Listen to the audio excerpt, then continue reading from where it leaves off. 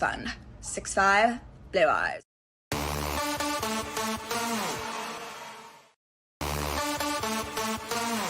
I'm looking for a man in finance. Trust fund.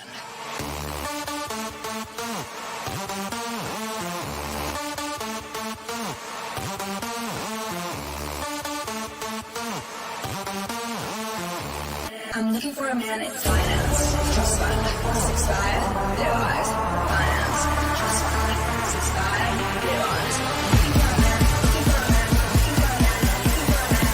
finance. Trust fund. 6'5", blue eyes.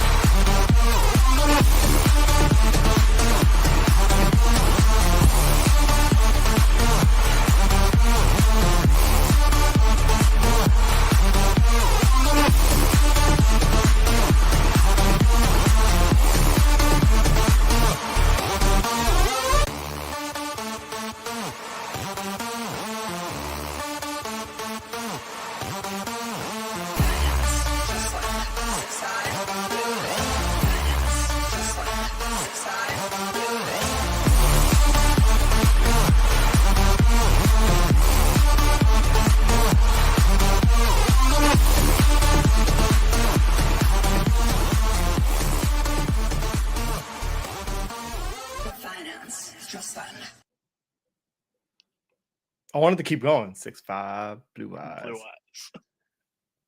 I should put myself in there and be like, looking for a trust fund. I'll hold up a sign like dividend fund, 6'5". No, I'm only 6 foot. I have blue eyes though. Woo. Oh, wait, you gotta ask people though. Are you not entertained? Are you not entertained? I mean, that's really all that matters, right? This is not Sure. financial advice. This is just entertainment. Yeah, we're just vibing.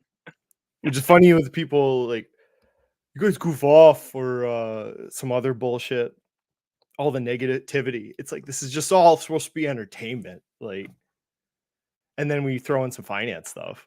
But no, you gotta be hardcore about all this.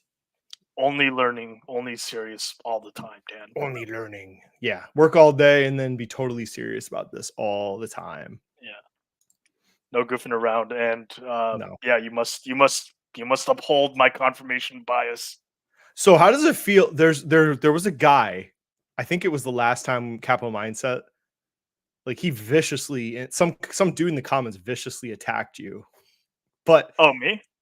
Yeah. And yet your short is working out that you researched with Andrew is working out like beautifully. Oh yeah. I don't know, like usually I get the negative, the quote unquote negative or critical comments are more of like you laugh too much or you just like say or other stuff like that too much. Like basically I'm not everybody's cup of tea. I know that, that, everybody knows that. And I'm telling people attach and nobody will admit this. You attach people's physical looks to their investing acumen. And it's true. They do. They just generally, people just like, if you don't look like Meet Kevin or like someone like Fabio, like you're an investing clown. And it breaks people's brains that like Roaring Kitty showed up to that fucking Yeah. Oh yes. Here he is. Where'd he go? Okay. But yeah. We I think many of us have seen the thumbnail or like the image. Yeah, so here's a guy. Yeah. He's probably the greatest retail investor of our time, of the times we're in right now. He started with like maybe a few 100,000 before the first GameStop run, and now he's probably got I bet you he's got $500 million. But oh no. But he jokes around and drinks beer, has long hair, and puts stickers on his face. Therefore, you have to call him an asshole, and he sucks at this, right? He doesn't look like what you want him to look like. But I love and you'll see like the comments on some of these on like the videos when this was on Twitter. Underneath, you'd see like chartered CFAs where their profile picture is like the perfect haircut with a suit. And they're like, this guy is such a clown. what a dope. It's like come on, dude. Like he is crushing you in life. This guy who just puts stickers on his face. Oh, I love it. I freaking love it. But anyways, like he knew CNBC was covering him when he started that live stream. I'm telling you, he was watching it. So he was probably like, and that's why he like was pretending to be like dead or hurt. I thought it was hilarious. So he doesn't care what you think of him. That's why he's awesome. He doesn't care what you think. He's not trying to impress anyone.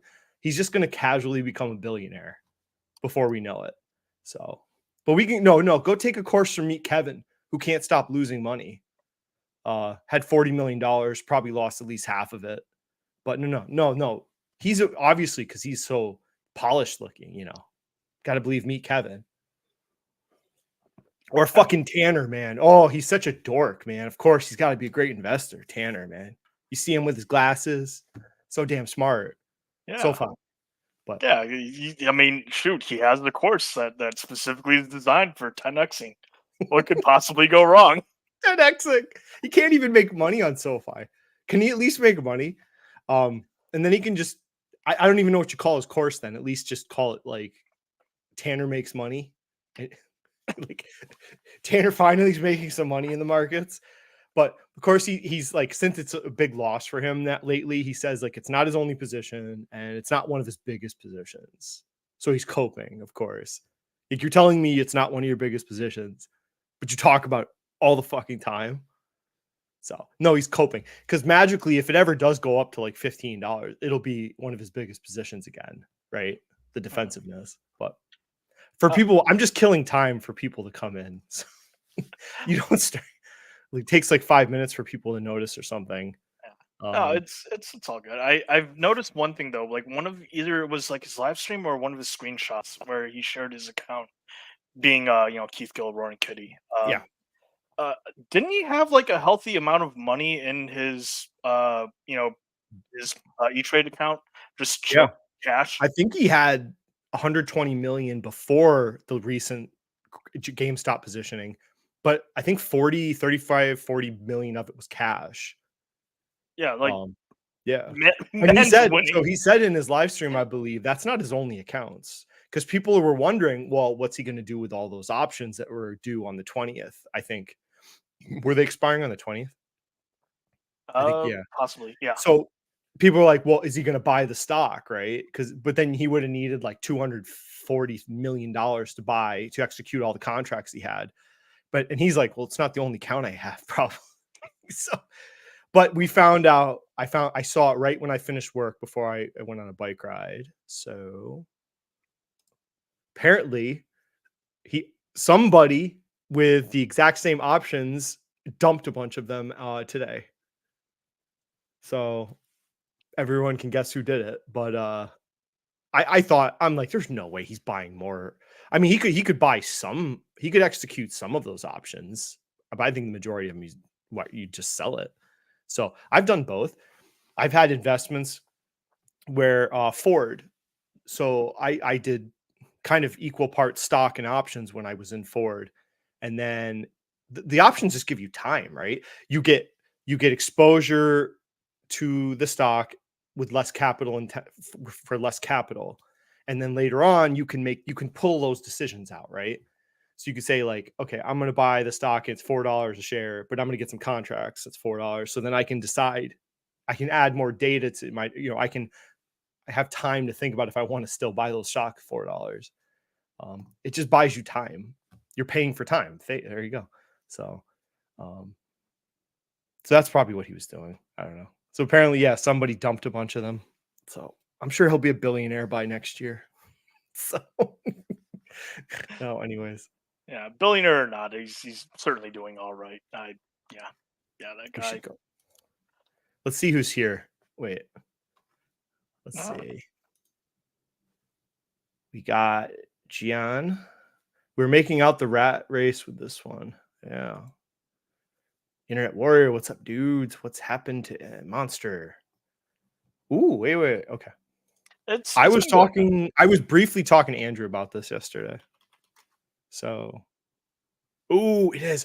Yes, I know, right? So I'm very interested.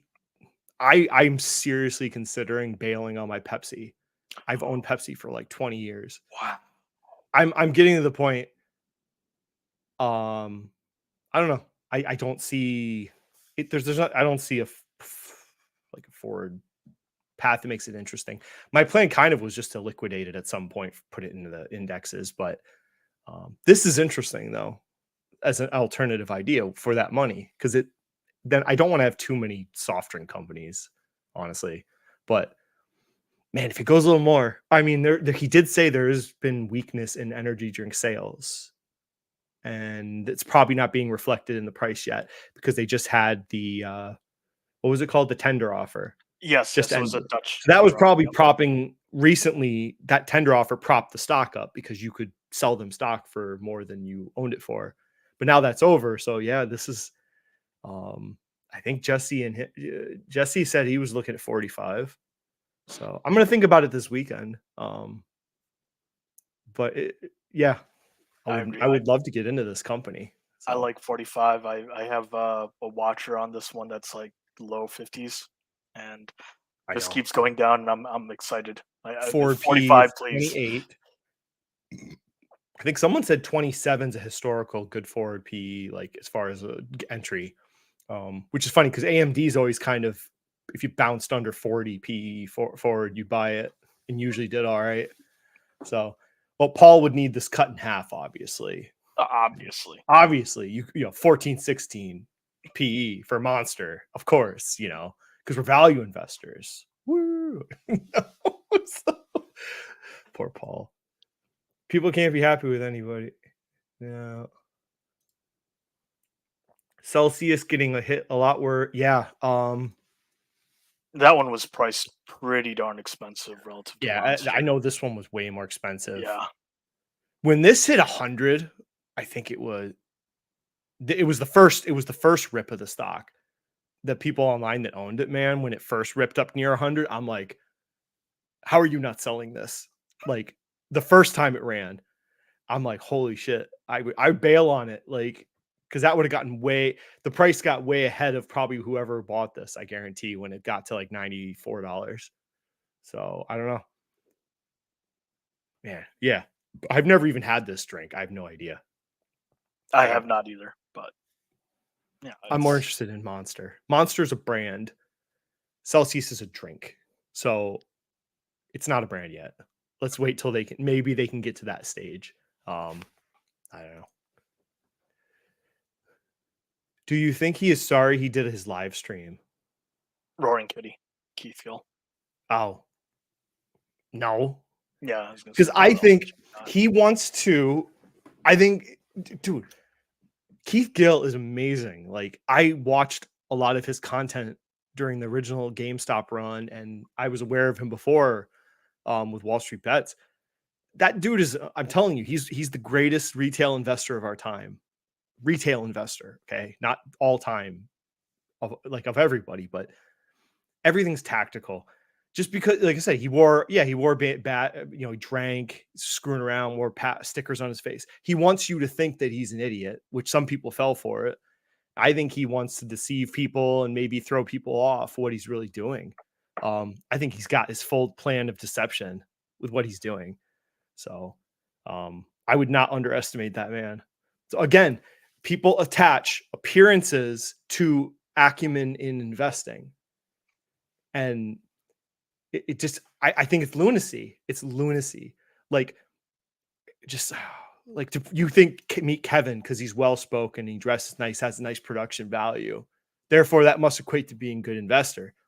It's just not, man. It's just not. It's not how it works. So, he's a freaking killer.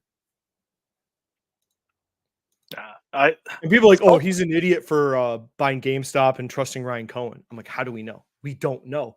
Maybe Ryan Cohen's gonna kill this. He's got all this cash. They have like no debt. Maybe they, you know, I've said just turn it into a holding company at this point. Just that's what it is. The whole video game store thing makes no sense anyways. Yeah. But Selfishly, I did want him to elaborate a little bit more on what he saw in GameStop from a fundamentals perspective. Just because, That's my one, because he yeah, doesn't know like written thesis on GameStop. He has, although he did say his older content from the original run is still relevant to, it's still his thesis. He said in the live stream that's still what he believes. yes, So he has hours of content on GameStop from back then if you want to go see it, people. So like, yeah, he doesn't have any written thesis on this, but he doesn't have to. First of all, he's not in the industry. he He's not doesn't work for us. shorting. He doesn't have to have a short report. Like, come on.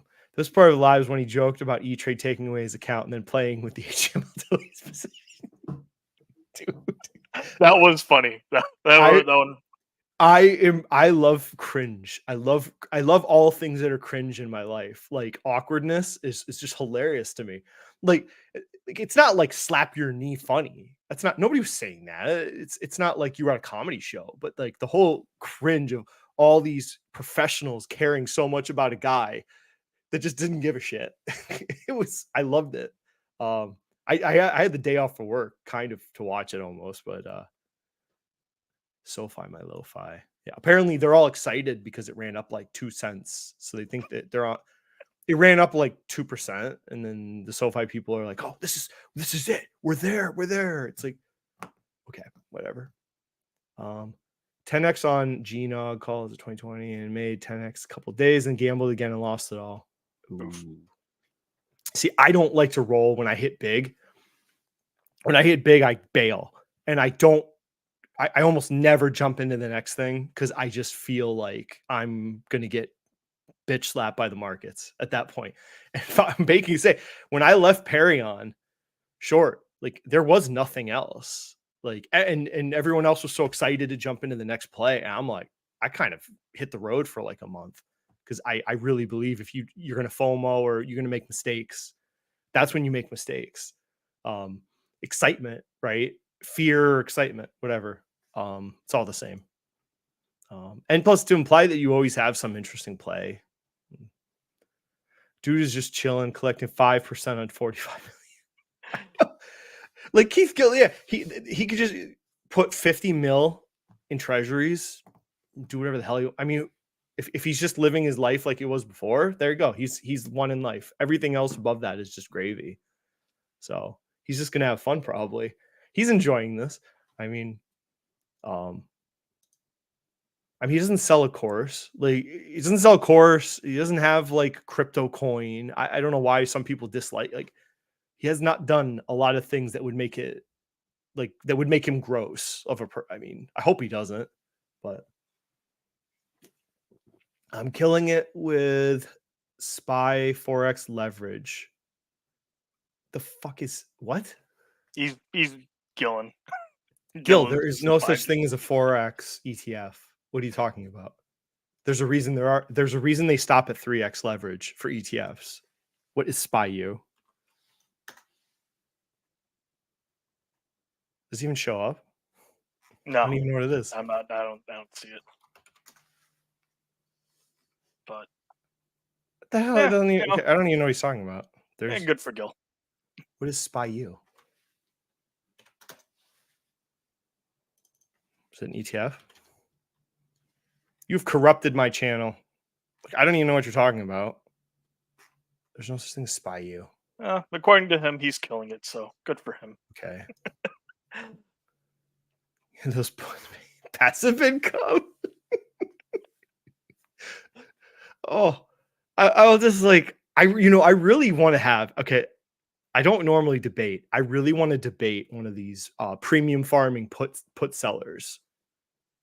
I would love to debate one of them for just the nonsense of what they're doing, but I would probably end up honestly, I would just get annoyed, I think, after 30 minutes of just like them just talking in circles. Get some puts on Monster. Ooh, I mean, and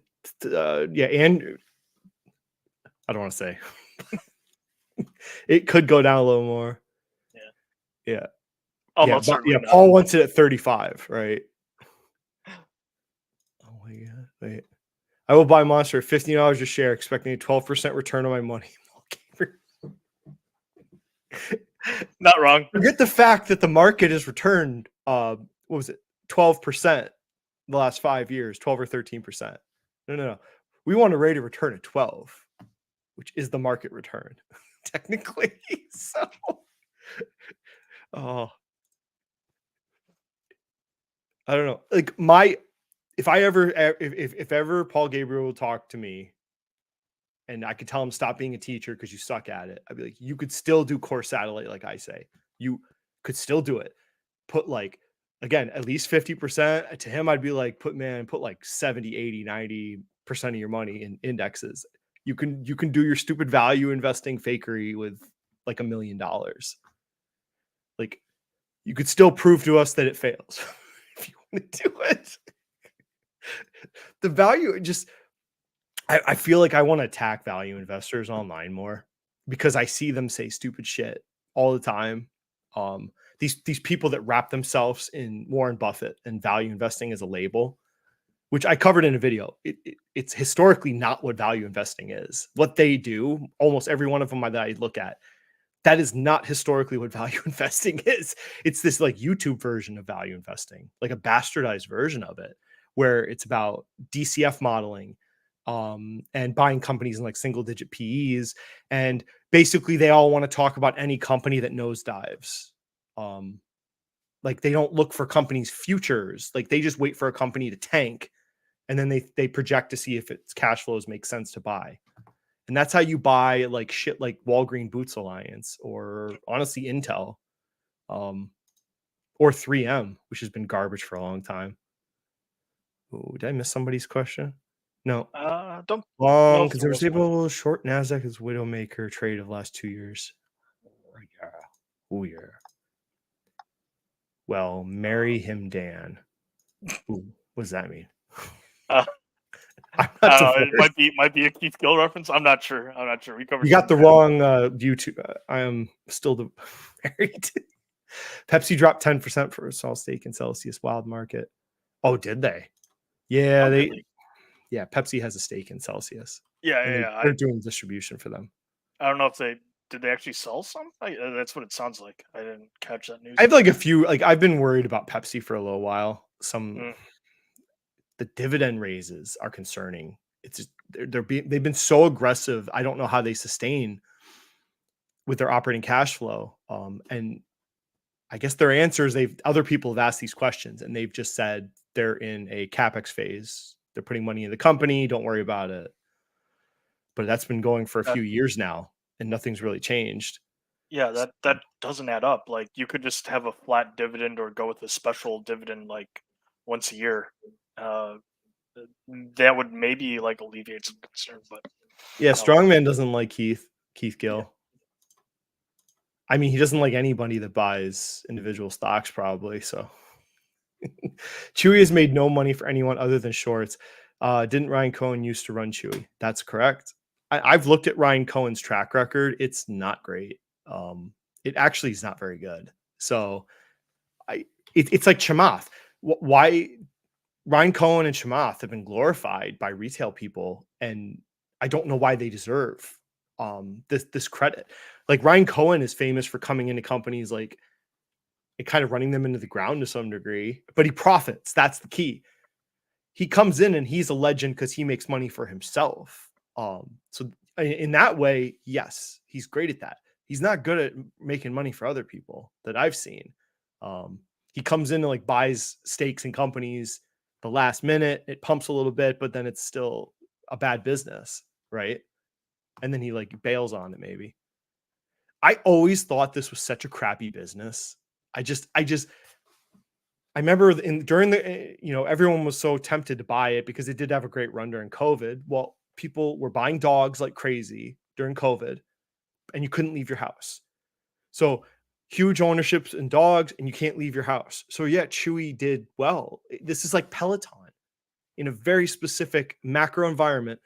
This company did amazing, but it ended. And sort of this company's like screwed because you cannot tell me selling $50 bags, shipping $50 bags of dog food makes any sense in the world with shipping costs.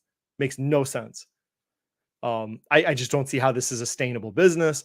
I don't think people really have a problem going to buy dog food for their dog, like going to a place and selecting the dog food. Most dog owners are very picky about the dog food they buy for their animals. They don't just go buy like kibbles, because if you did, you just go to Walmart. So the people that care this much about their dogs, I don't think they mind going to a store. I don't mind going to a store. And my local store, it's a local pet store, have coupons. You buy like 10 bags and you get a bag free. They have very loyal customers, and they have a great selection of foods. I just never, I don't see how, and honestly, Tractor Supply is taking a lot of their business. So Tractor Supply's pet food business is one of the best parts of their growth trajectory, which is why I like Tractor Supply so much. So I think they took a bunch of business from Chewy's, is my guess, but it just never made sense. 50-pound bags. I mean, just go ship something that's 50 pounds at FedEx. Go tell me how much it costs. Like, tell me that's sustainable. Yeah, not fun. I mean, just because you're not paying shipping doesn't mean it's not free. Like, it's got to come out of the business somewhere. Keith Gill is a clever pump and dumper who figured out, but that is not true. That isn't true. Certainly not the first run. The first time he run, bought GameStop, he had a very specific deep value investment thesis on the company. All right. And how would he have known and eventually other people, glammed onto it, but he had a very specific investment thesis. There's nothing about pump and dumping he's not stock Mo. I mean, this is so not true. And people, I don't know if it's jealousy where people say stuff like that because he made so much money. You think surely he's lucky, or I mean, okay, you can say anybody that makes money in the markets is lucky, I guess, if you want to be that person, but I don't agree with that. But there's nothing about his investment thesis that was pump and dump. I mean, he held his stock during the initial run in 2021. He held it like the whole time. He was showing his portfolio. He didn't sell it at the top. He still was putting updates at the end.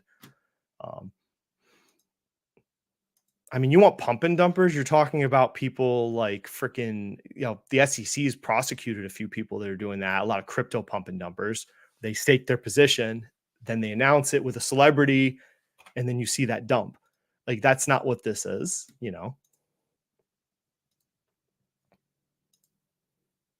My worst trades are when I get back, right? Something else. Honestly, mine are too. When you have success and you're excited and then you go into the next thing, I swear to God, that's always the worst thing you ever do. It's always the worst investments is the next one. You think you're invincible. Dan, your thoughts on Owens Corning seems up your alley of liking other house realist names. I've owned Owens Corning in the past. Wait, let me get back in a second. Okay. Well, man, we're never going to get to topics today, are we? Jesus Christ. It's all fine. I mean, it's all just live stream shit. Yeah, besides that, like you've been away from live streaming it for a while, and man, I shouldn't have sold this. Man, I shouldn't have sold this. I owned this way back. Jesus, when did I own it? It was like, it might have been yeah, it was somewhere here. And then I sold it at like 100. Yeah, fuck, I should hold it. It was so cheap too. It was so cheap. It's still cheap. So they do pretty cheap. So the one that Andrew showed you, the other Owens, or the other is a GW, that's like glass, like cell phone glass products. So this is like the home industrial products, like construction. So they have some very interesting product lines. And I thought that their focus on like greener versions, more energy efficient, greener versions of construction materials was a good direction to go. I probably should have held it, honestly. This is one of those I probably should have just, I shouldn't have sold it. I liked the idea of like where their products were going. I don't know if they have like a fiberglass rebar and it's like more environmentally friendly and lighter and stuff, but I don't think it's caught on with commercial construction entities because it's way more expensive. So, but they do like, you know, the insulation in your house, shingles on your roof. They do windmills, fabrication for windmills. I mean, it's a good. I haven't looked at it though since I sold it, but I like their business. I do like it. Yeah, and it's pretty cheap still, but I'd have to think more about it. Oops. Oh my goodness. Look at wait, more comments. Oh yeah, yeah. Did he make the meme stock craze leading to people holding meme stocks to disillusion levels? I don't recall him ever pumping any of the EV SPACs.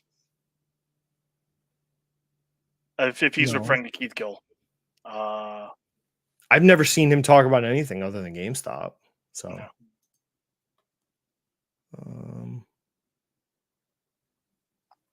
I mean, yeah. Holy shit. I'm never gonna be able to start. I'm just gonna Speed run. No, this guy, yeah, he's almost every company that he's been part of is dog shit now, but he made money, right? So no doubt, like people missed out, like, oh, he's worth a ton of money. What are you talking about? I'm like, I'm not saying he's a crappy investor. I'm just saying like he doesn't do well for you, but maybe you can change that with GameStop. I don't know. Strongman hits every stock picker calling them scum. I mean, yeah. Anybody that picks stocks is a clown. Like, it doesn't matter if it's GameStop or Nvidia. I mean, it doesn't matter. It's all clownery. Got to give it to Strong, and he sticks to his guns. He does. Yeah. Yeah. I mean, okay, like I have, like Bacon knows, like I don't like SaaS companies. And I like to rib people that buy SaaS companies. I kind of bust people's balls about that. I think it's a terrible business for the most part. So maybe I'll have a debate with Fabio about this someday. I think SaaS companies are just SaaS. Like obviously Microsoft is beyond a SaaS business, but like purely SaaS businesses, I think are dog shit. I don't think that's a great business to be in long term. So yeah, they produce great cash flow, but then they have to constantly, you know, it's a never-ending capex burn to keep their software relevant. I don't think any software has moats. I doubt. You could argue maybe Intuit, but even that, I don't really believe it. Okay, well, we should move on. Okay, topic. Hey. I've been trying my damnedest not to talk about Tesla in the last like month or two. I just got so burned out, and it was just like every day there was some new angle or story, and it all comes down to the same thesis. It's just like if you believe in robots and AI and FSD, okay, buy it. It's probably worth 4 times what it is now. If you think all those projects are dog shit, then it's a car company worth $50 a share. So I don't know what there is to debate about anymore. Like the only debate is like if you want to debate like the execution, can he execute on these ideas? I just don't believe it. So, anyways, his pay package, we're gonna find out tomorrow. What do you think? I think it passes. I think it passes easily. I lean towards yes, but part of me wonders. CalPERS apparently like it was breaking news during like prep time for this. CalPERS also like announced, yeah, we're voting against the pay package. I know Ross Gerber voted against it. I saw him today. Yeah. Which good old Ross. And it's like if you look at the performance for that 2018 package, though, he has hit. It's a pay, you know, it's a performance-based contract. He did hit it. So I don't know. I mean, I don't really care. I'm only an indexed Tesla shareholder, right? So I have no, you know, who cares what I think? I don't have the stock. So that's for people that own the stock. I mean, if he leaves, I mean, the company's probably, I don't know what you have anymore if he leaves.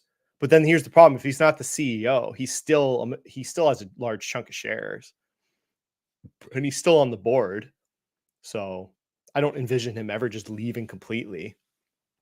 And then he could always come back. Like Vince McMahon has come and go from WWE how many times? I'm not convinced he's gone still, but I don't know. Like, what do you, if he leaves? I mean, he is responsible for where they are now, the good and the bad of what Tesla is, the design, and he's the first person to figure out mass production of an EV for profit, which nobody else has figured out. Rivian is tearing its guts out trying to figure out how to do this right now.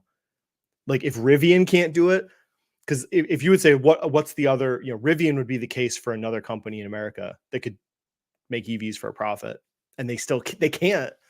They're trying their damnedest. And it's a race against time. So, I mean, I think some of the it's funny, they won't advertise, but they were advertising to show people how to vote for the compensation package, which people caught on to online. So he won't advertise to sell the cars, but he'll advertise to tell you to pay him. And then Strongman said that it's about 10% dilution, I think. He looked it up. I didn't look it up, but he said 10% give or take dilution if this gets approved of shareholders for the options he's going to get. I mean, I just think he's up against some big competition. I think he's up against some very big players, and some of this just the AI. This thought that he's going to create this AI company from scratch. I just don't understand. It seems like just a waste of money, and he doesn't have the free cash flow from Tesla right now. They're struggling.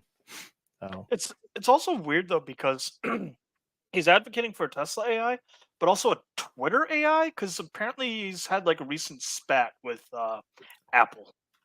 Oh yes, we'll show that. Like the two companies have like gone back and forth, and like to step away from that like sideshow. Like, if you're a Tesla shareholder, what, like, would you have a raised eyebrow to Tesla AI and Twitter or X AI? I don't know. It just seems kind of weird. I wouldn't appreciate too. It's like, okay, I see using Tesla employees that are being paid by Tesla to work on Twitter, which is what I suspect he's been doing. I mean, that's not cool, right? So you have expenses with no return on investment if you're a Tesla shareholder. I kind of thought he acts like what people are bragging that he acts like 80% of Twitter's employees. I'm like, okay, he's got to be using Tesla people then, being paid by Tesla to run that company. So it's just all these things right at the same time. But here's his package. So they still have this on the website, actually, the 2018 performance package. So it's performance based, right? So the problem was never the package. Like, that's what people don't understand. Like these people that go on like CNBC and they're like, well, he's performed, so he should get his money. It was never about the dollar amount. The reason this thing got kicked out was because there wasn't the procedures of how they got to this point were like not proper corporate due diligence. They didn't have a compensation committee, I guess. And the board was filled with like his brother and his freaking all his homeboys that ran this. So like, and then he got all butthurt when it got thrown out, which for people here, like, you want your corporation to be in Delaware. You want your corporation in Delaware. They have the corporate legal structure that you want for your public company to be there as a shareholder. You don't want to be in Texas. So if they, I mean, it's not a good thing for them to be in Texas. It's good for Elon, not for you, but so. Also, like, random side note to people that are just curious about investing. If you work for a company that's incorporated in one place, but all of a sudden gets incorporated in Delaware, just have your resume up to date, because either your company's going to acquire someone or you're getting acquired. Either way, just be prepped. I know. So there's his package. Uh-oh, that's getting clipped. No. Yeah, and then there was this. It's like he's fighting. I mean, this is petty. That's all this is petty as shit. He made a public statement. Now, like, is something actually going to happen here, or was this just like all, smoke? I don't know. But like, supposedly he's diverting GPUs ordered for Tesla to his other projects. I don't. If he really did this, that's not good. I don't know. Might get sued, but it's weird. It's just weird stuff. You don't know. You don't know what you own almost with Tesla. Yeah. With all his other projects, you don't get a part of except for SpaceX. But that's the only thing I think of. If he wants to keep funding all these huge capex projects, like updating the cars, AI, the SpaceX projects, the robots, it's like he needs more cash, and like he's losing the war, the capex war. He's not going to win it. So I don't know. He's going to have to raise funds some other way now. If his operating cash flow doesn't improve at Tesla, he's going to have to do some sort of issuance with SpaceX, I think. I don't know. Some financial wizardry is about to happen, I think. So, yeah. And there's that. So we can beat him. What started this whole thing? Yeah. I'm sick of talking about him. Yeah. Wait, It's all good. Speaking, well, the Apple thing comes almost right into it then. Yeah, it's a great segue. While you're pulling it up, be sure to like, comment, and subscribe. Thank you all for watching. A little bit of promotion. Yeah. So Apple finally did their thing. I don't know what to say. Some people are like, oh, they're screwed. I'm like, it's like the greatest company in the world. Like it's a cash flow machine. I mean, the question was, like, it was just like, what are they going to do? It's not like they have no solution. It was kind of what they were going to do with AI. And I didn't think they needed to be so fast. They could take their time to figure it out. In the end, they are the entry point for people to use AI. So they bear different responsibilities than just a software company. So this is what they've come up with: Apple Intelligence, and then a contract with ChatGPT, which is interesting. Quite nice. I don't own Apple products, so I can appreciate from afar, I suppose. So they added some. So they're going to have like, I listened to some of the briefings. So yeah, they have like the Apple Intelligence on your phone, which will help, it has like a calculator now, and then some of this, LLM stuff, which is helpful. Some little stuff like that. You can draw on the notepad and it'll figure out formulas you're doing, math. And then it'll physically ask you if you want to use ChatGPT. So it's like a demilitarized zone. Your phone, then every time you want to go into the ether and use ChatGPT, you have to tell it that you want to, which I have a video clip I can show. Hey, I like video clips. I mean, I guess I'd have to ask people that use Apple products what you think of this. It's like I don't have really an opinion on this. I guess Samsung has ChatGPT for free for now, and then at some point they're going to make you pay for it. So I haven't used any of it. Have you used it, the ChatGPT? Anything useful? Like, or you just screw around with it, or? I every time I've interacted with AI, it's just been screwing around. Like the most I've done was like FinChat IO's thing when I like had that premium trial for a little bit. I asked it like some due diligence questions, and it like fell completely flat on its face, but it tried. I have the art. That's the thing I've used, like the AI art now. Yes. Found Canva. Canva has AI art, so I can use it for thumbnails. So some of the which, I didn't save it. So I did Canva, and the first thing I wrote was a house with gold statues in the front. I just screwed around. The picture was like a house with gold statues all over it. It was like hilarious. I'm gonna waste some time just messing with that now that I have that.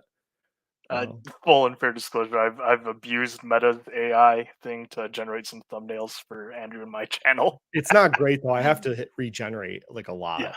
Yeah. Some of it's pretty brutal.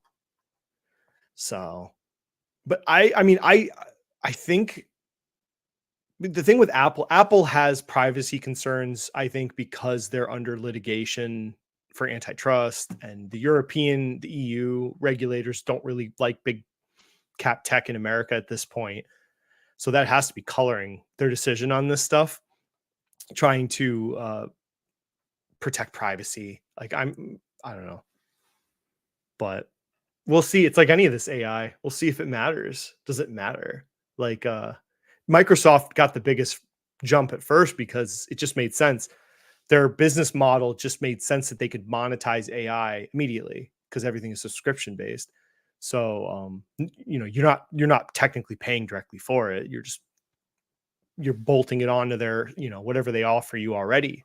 So that's why Microsoft was like the first where they really saw like a benefit.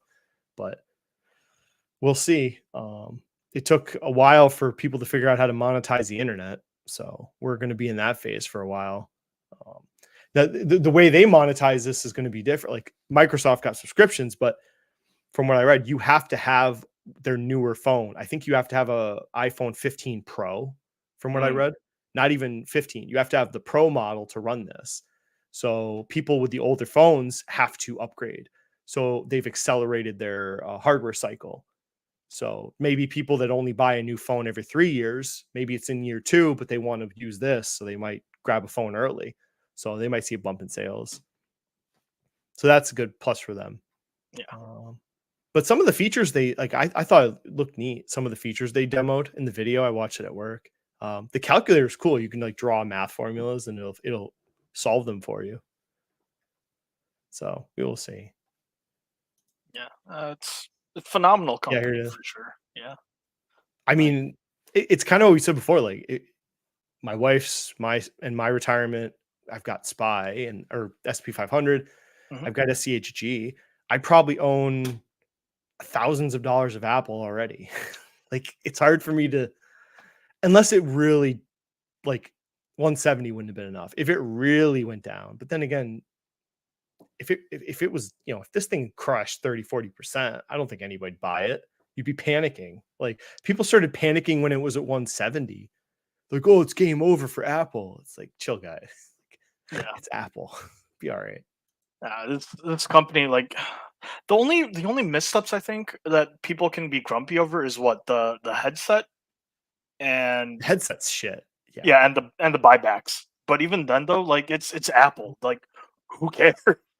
I mean, as long as they don't like be like, oh, we're gonna sell it 5 million Vision Pros, like some stupid number that'll never happen. But it's a showcase tech, right? Yeah. It's like when car companies make like a supercar. Like Acura made a supercar once. It was never intended to be a mass production car. It's just to show that, hey, we're a tech company and look what we can do. Like a showcase piece. So it was never meant to be.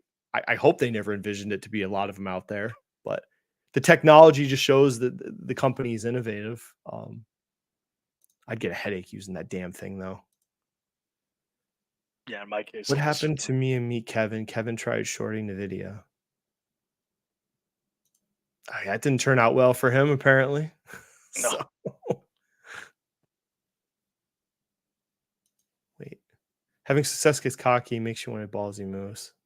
Yeah. I mean, Kevin, from what I see people send clips, Meet Kevin's just the clown show at this point. Like he's just day trading contracts. Like, but yet he sells you courses on how to invest in the psychology of money. I mean, he's just a clownish day trader at this point. He posts his gains on YouTube, and then when he loses money, he puts it in his private Discord. So, or he'll delete it. Yeah. All cost of goods sold now at this point. But what does it matter? He makes a fortune from subscriptions and course memberships, and he can just be funny. Geopolitics. No, I haven't talked about that. Yeah, we have not. Dude, they have to hide their ships before the freaking Ukrainians blow them all up. It's pretty obvious what they're doing. They have to run away. If anyone says they're doing this to try and intimidate the US, would they send like 3 ships to Cuba? Oh, we're fucking scared. Oh man. No, not 3 ships. How big is the Cuban Navy anyways? Because it's like what, joint military exercise with them and They probably have Cuba? like patrol boats. Like Yeah, like they might have some, small destroyers that are like from the 50s, right? Probably like chugging black smoke because they're so broken down. I said, if you ever go to Norfolk, Virginia, you can do a tour from the river of the naval shipyards and the naval station. Freaking, it's amazing to see how many ships, and that's just one of our naval bases. Yeah. How many ships are there? It's unbelievable. What will it take for Bacon Memes to unblock you? You blocked him? Maybe. See, Maybe. Gil, you can't spamming comments really freaking, I don't know. It's like my thing. It annoys me. You can't have like 8 comments in a row. It's like, what the hell? Gil, when are you going to debate Fabio? Not Dan. It would be Strongman. I didn't and say Fabio. I Yeah. never said I was going to debate him. That Yeah. was strong. It was supposed to be Fabio and Chris. Yeah, I'm not a debate bro either. I actually agree with Jay Nagy on that one. Like, it's Yeah. kind of cringe. But so, yeah, you were talking about this before. Oh, Elon yeah. just went after. But mind you, when he put these tweets out, he had a lawsuit open against OpenAI, which he's rescinded now. Bless his heart. So he's all butthurt about freaking Apple playing ball with OpenAI because he also has his own AI project. So I don't know. He just seems like he's acting like a child. Like, guess he can on his own little platform, and then like he's so adorable. He's like there's no way you can secure data with this setup. I'm like, okay, whatever. Have a technology debate if you'd like. This is just what they're gonna do, what we talked about. And then these people, of course, the freaking suck ups. Oh, Elon, you can do anything. Why don't you make a phone? Oh, there you go. There, just make a phone. It's easy, dude. Just make a phone. Tesla phone.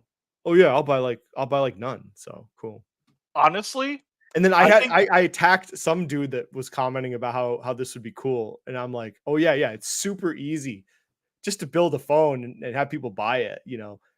Like, how many companies have died? You know, like the Apple phone and the Android are built on the corpses of all the failed phones that were out there. Microsoft tried to have their own phone running Windows, failed. died. Yep. What was it? Windows 8. Yep. They tried to have a Windows phone, died, not Android. Google Pixel, nothing. Hanwha, you got the Chinese, all these companies, and nobody cares. The world is just it's Samsung and Apple. It's basically what the world is.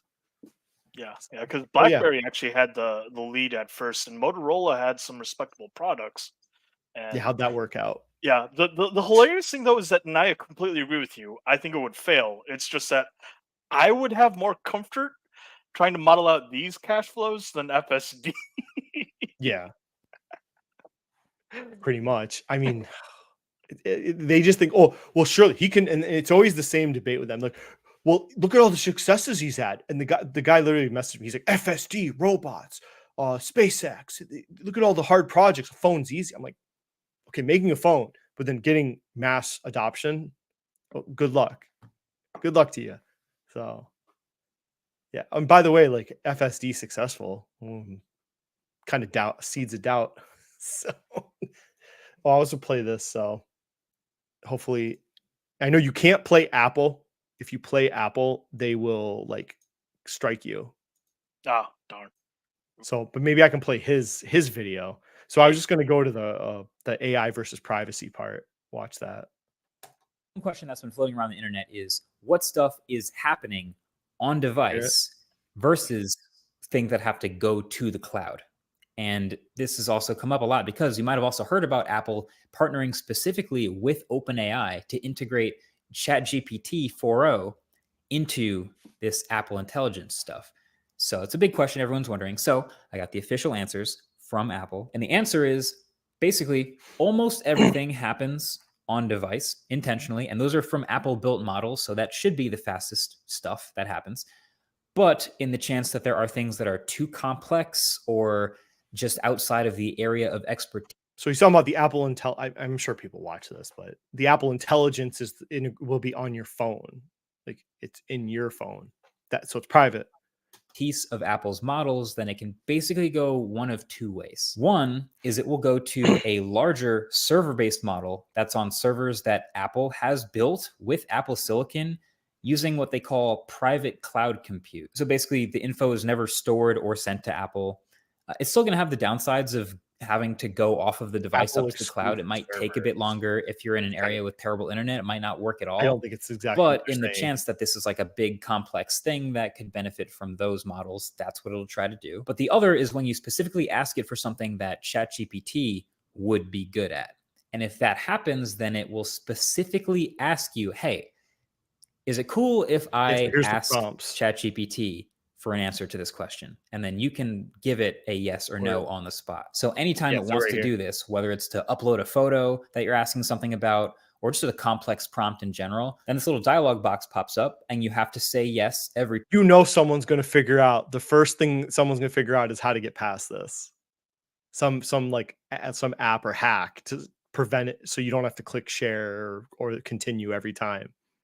time, and then you can tap I'm into sure they won't let everything you that get out OpenAI's of model that, is though. capable Not for of, a while. or generate even more realistic or varied random different styles of images that Apple's diffusion models would never make. This is all free without an account. At no point is OpenAI allowed to ever store any of these requests. And Apple has also said that they will obscure your IP address. So you can't even, OpenAI can't even connect multiple requests together to form a profile of you. There's just a. So there's that. So it's interesting. Like, their game is not, they're not charging money for this. So, which they can absorb this cost if it's an extra cost, because they're in the game of selling phones. So if this generates more phone sales, so it's a different model than some of these other AI companies. So we will see. Apparently the market likes it, though, obviously, because I think everyone was just waiting to see what Apple was going to say. And now that there's some more, now we kind of can see what they want to do. It's not cloudy anymore. So if people want to own the stock specifically, I guess good for you. But technically a shareholder already. There you go. I still don't like their products because I don't want to be in the Apple ecosystem. So if you want to, though, people are like, some people, oh, you're a Android user, and they'll like look at you and scoff. I'm like, is this where we're at? We're gonna try and make fun of other grown men for the phone they have in their pocket. Like, that's where we're at. Oh, you're an Android user. Oh, I'm like, okay, bro. But that nobody's switching. Everyone has picked a side. I don't know anybody that switches. Everyone is an Android or an Apple person.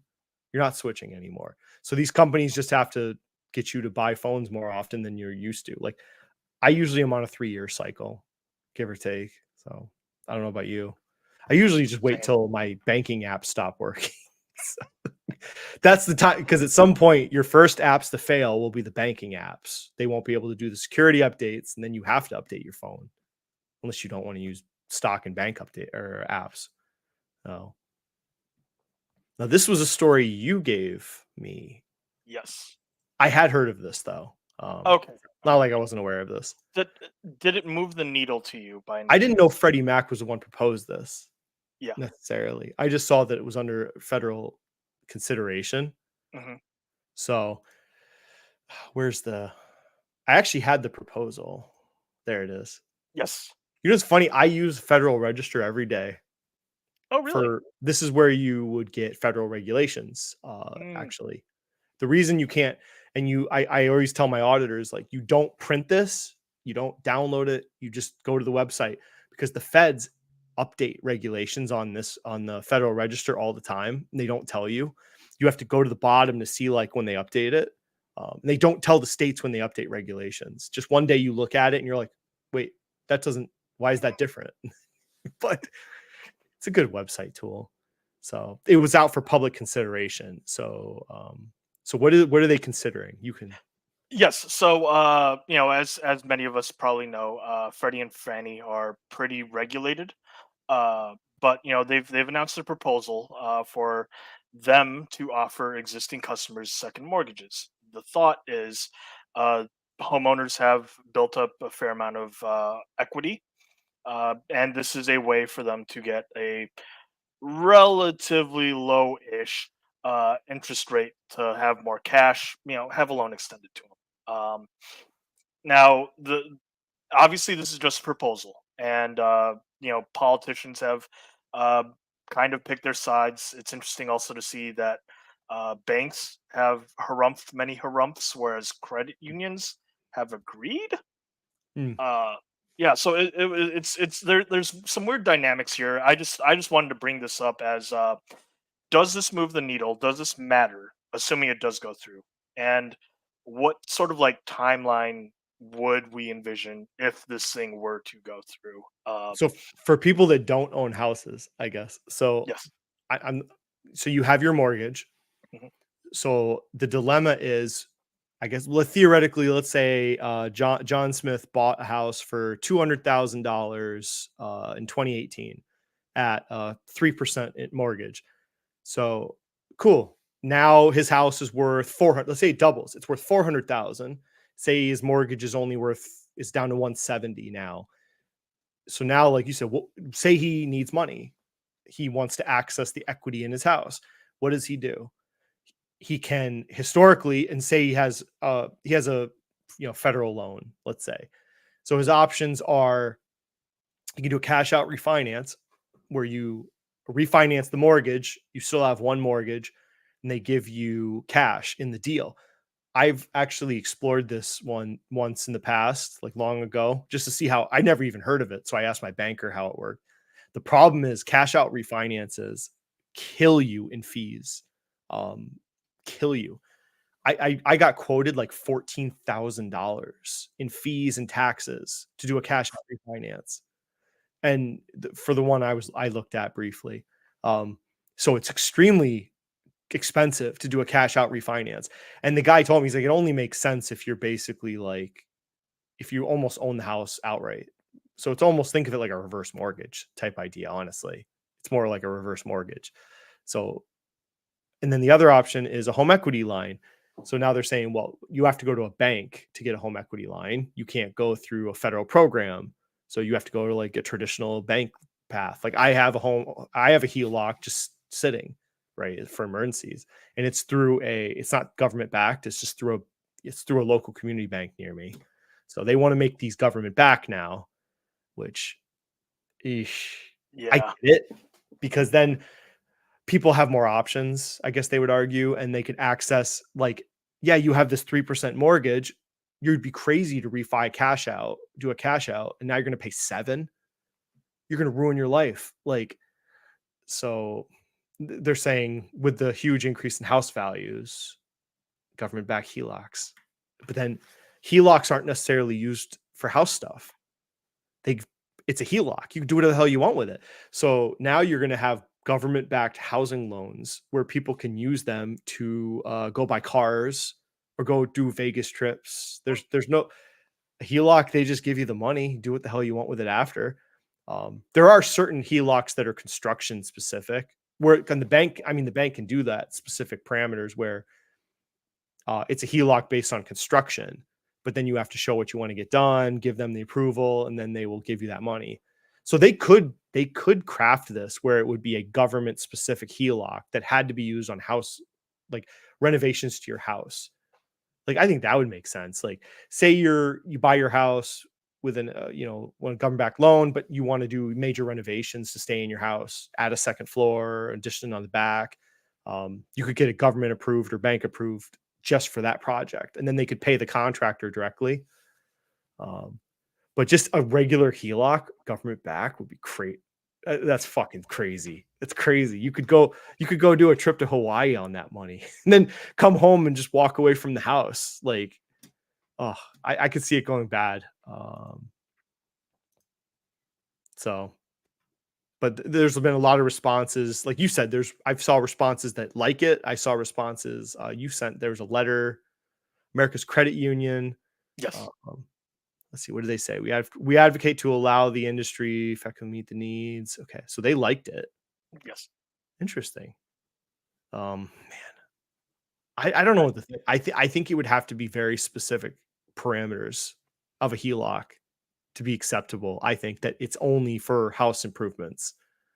I wouldn't even allow it for like a hardship exemption, honestly. Which they always throw that in there, a hardship thing where you could use it for like medical bills. I don't know. This is like uncharted territory, right? That's not this is not what FHA loans were. They were never intended to be this. So I don't know. I don't know if I like this. Same here. I having never owned a home, I don't know what the market is when it comes to product offerings and how nitty gritty the details are. So I don't even know if this thing is Banks are vastly needed, different but- on how they do these. Like the banks in my area are very different. There's some banks in my area that'll only give you up to like 70% of loan to book value on your house for a HELOC. Mhm. Some will get, and then there's a few that'll go up to 100%. And then there's variable and fixed rate terms. You can do lines of credit. You can do actual just a HELOC loan, where it's like a second mortgage. And then, but I don't know why, like in my area, the line of credits are much more favorable terms than the actual HELOC loans. So I don't know why you would not do a line of credit. But again, like this is dependent on your banks and your areas because this is not a federal program. So people watching me could be in Ohio and be totally different than my area. But I get why they're proposing this. Yeah, because you are in a bind. Say your house double, triple, quadruples in value, but you don't want to get out of that freaking really sweet mortgage you have. But I don't know why maybe there's certain people out there that can't. The local banks just don't offer a good product that would help them. So they want a government-backed product. I don't think the government should be in the business of doing these though. But anyways, see if anybody cares. I mean, you should, like, if you have a house and you make all your mortgage payments, I would think your credit's good enough that you shouldn't have a problem getting a home equity line, honestly. Yeah, because If you have a house and you're making all your house payments, that means you're probably in a good financial position. And they're going to look at your credit, and your credit's going to skyrocket if your income is going up, slowly going up. You're making your mortgage payments. All of a sudden, instead of 20%, now you own like, your loan to value ratio is like way better if your house goes up and up and up. So like in that example, the $200,000 guy, now he only owes 170 on a $400,000 house. Like what bank wouldn't want to work with that person? Like, is Danner Baking owned by Apple, meaning products? This is the only Apple product I have. There you go. hey, I still have one. They're great for like the gym. I mean, these things go for like 2 days straight without charging. It's the only Apple product I have. I got the phone. Yeah. Magically, they buying Neil shares through SpaceX. Oh, interesting. Oh, yeah. I know there's some potential SpaceX deals they were talking about. I am way back on comments. Let's see. It's all good. Hey, Andrew. Andrew got home.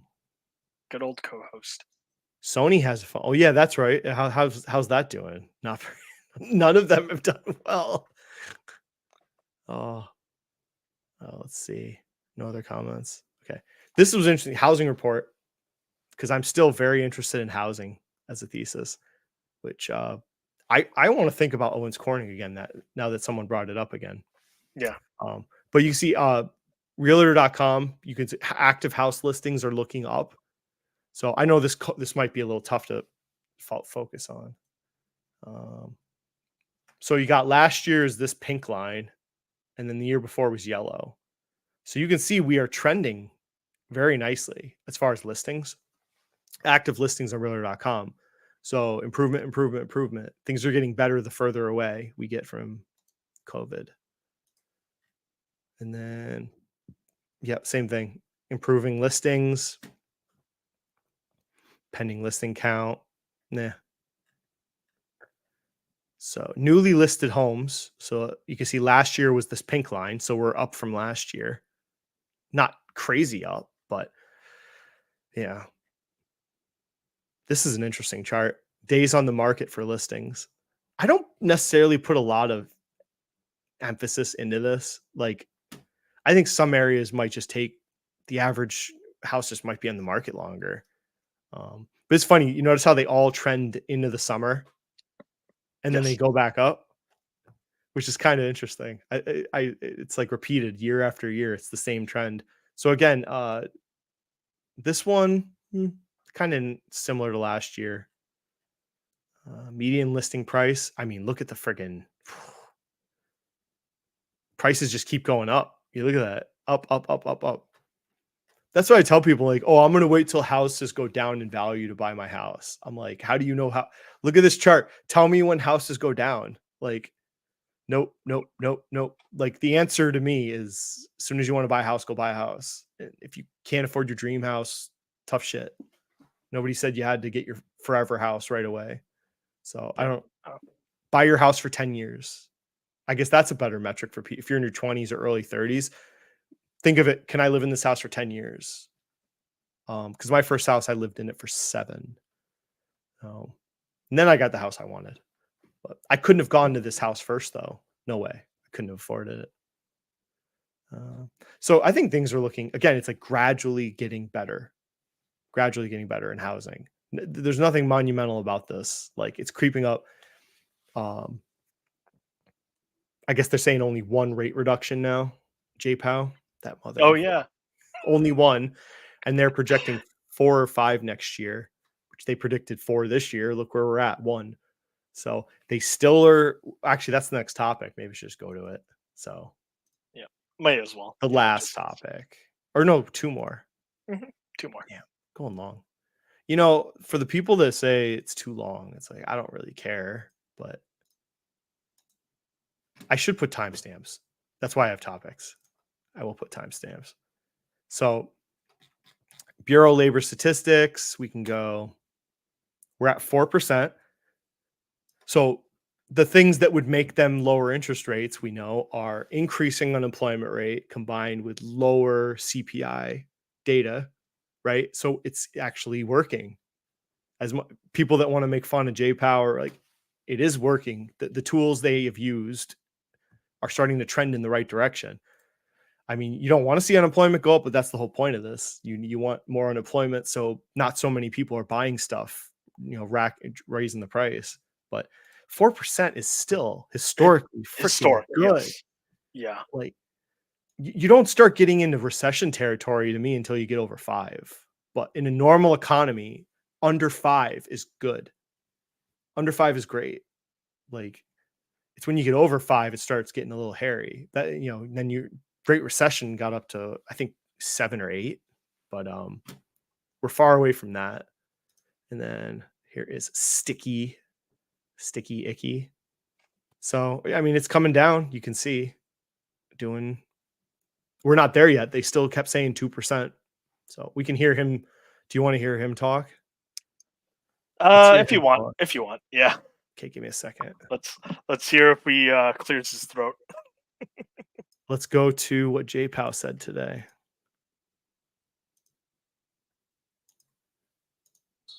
God bless my money. Wait. Again, I implore you to remember, fuck your puts, fuck your calls. PayPal has you by the balls. God bless my money printer.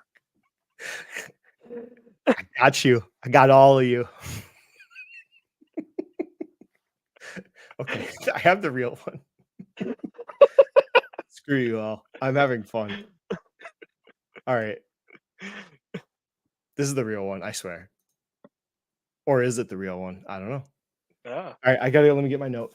620. Okay, let me go 620. Great deep fake right here. No, this is the real one. I swear. Yep. Okay. The target range for the federal funds rate at 5.25% to 5.5%, and to continue reducing our securities holdings. As labor market tightness has eased and inflation has declined over the past year, the risks to achieving our employment and inflation goals have moved toward better balance. The economic outlook is uncertain, however, and we remain highly attentive to inflation risks.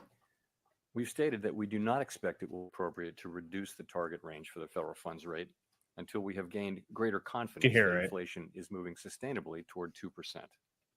So far this year, the data have not given us that greater confidence. The most recent inflation readings have been more favorable than earlier in the year, however, and there has been modest further progress toward our inflation objective. We'll need to see more good data to bolster our confidence that inflation is moving sustainably toward 2%. We know that reducing policy restraint too soon or too much could result in a reversal of the progress that we've seen on inflation. At the same time, reducing policy restraint too late or too little could unduly weaken economic activity and employment. In considering any adjustments to the target range for the federal funds rate, the committee will carefully assess incoming data, the evolving outlook, and the balance of risks. There we go. In other words, fuck your puts. JPOW out. So, I love that you ended it right when he cleared his throat. oh, I did. Yeah, it was funny. I timed it. I got it. Very nice. And here's the actual, if anyone cares, they put out these beautiful documents that make you want to fall asleep to read. But it's interesting though. We said Canada lowered rates, EU lowered rates. US is like, that's cute, but we don't care. But it's not part of his mandate. There's nothing in his mandate for rate consideration of world, like macro or worldwide, economic considerations. It's all internal to the US, so he don't care. We'll see how this affects companies. I think this is great for BTI though, because British Tobacco has a lot of debt in those parts of the world that rates are going down, and they have the ability to move some debt around should they need to, because they have debt in various countries. I think this benefits my British Tobacco holdings, so we'll see. But hey, mine too. this is another reason almost you could say, like, this is why large caps, just the thesis, almost like small cap companies like don't make sense to some degree anymore. Like, there used to be this thesis, small cap value was like outperforming, but I don't know. Like large cap companies can take advantage of these disparities. Like if the EU starts aggressively lowering rates, a large company could move their debts around to take advantage of that, those interest rate differences. I don't know. It is a difference from the old days. And plus, when they do those comparisons of like small cap to large cap, it's like, but we're in the era of large cap companies being tech monsters with huge cash flows. Whereas if you go 20, 30 years ago, it's like the large cap companies were like the oil companies and IBM and maybe General Motors. And it's like a different ball game now, I feel. There's never been companies in the world like Meta and Microsoft, and then NVIDIA, my God. The raw cash that company just takes in every day. Oh, it's so here's where we are. Less sticky, but not better, I guess. Not good enough. So like more fuel, actually, more ammo for you to shoot at with the awful value style investors like on YouTube. Credit ratings aren't what they used to be. Like, yeah, we've always had like AAA and comparables, but the amount of like AAA credit rated like publicly traded companies in America is pathetically low. And like it's not because that they're all degenerates and all are stupid. It's if you've had rates for so low for so long, why wouldn't you take on some leverage? So it's it is what it is. I mean, I still think just the housing thesis that everyone was so sure was going to happen this year got pushed a year out now. Oh. So you can look at builders First Source. People thought this was the year housing would come back. So look at the run it did, right? Everyone thought we're going to get 4 interest rate cuts this year. Housing's coming back. The backlog's going to be filled. Companies like this will do well. Now we started to get the realization that the rates aren't going down this year and they probably are going to stay the same. And then look at the punishment. So, but this is like another buying opportunity for people. So I'm thinking about it now. I have never gotten into this like other people did. It's interesting opportunity now though. Like the housing thesis is there still. It's not on the timeline that people expect, right? Just push it a year out. So, and then I got another bite at my cabinet company. It was the same thing. I bought it down here, and then as it ripped up from 14 to like 19, then we get the realization, almost same time frame as Builder Source, moved almost same time, started coming down again. So I snapped up a little more when it got into the 15 for brief, but yeah. So a lot of these companies are going to have this. I bet you the other one I follow, Simpsons, performing badly. Are they on crack? Again, you notice, look at the same timeline. Went up, right? March, April, started dropping. They all have the same trajectory right now. So No, that red banner of death. But No. in JPOW we trust. We're not economists. We're just accountants. We're not bankers. I don't like home builders for people. Like I'm not a big fan of home builders. New home. I want companies that have exposure to all the different aspects of construction and housing. Like I don't know. I don't really. If I was going to do the home builders, I would just buy all the home builders. There's that ETF that has all of them. I don't. But I like the companies that have like the wholesaling business, the professional business, the retail business. They have all the different, the remodeling portion and the new home. So I like companies that have all the different pieces to it. Like the cabinet company, they're exposed to all of it. So new remodeling, they wholesale, they do all of it. The window company that's taken from me, same thing. Won't say its name anymore. That one pissed me off. I really like that company. So I don't want to look at its ticker. I'm going to get a nightmare. All right. Last topic. Last topic's always like the most boring. Is it though? Like in this case, I think it's kind of interesting. Yeah, I think so too. I don't have strong opinions.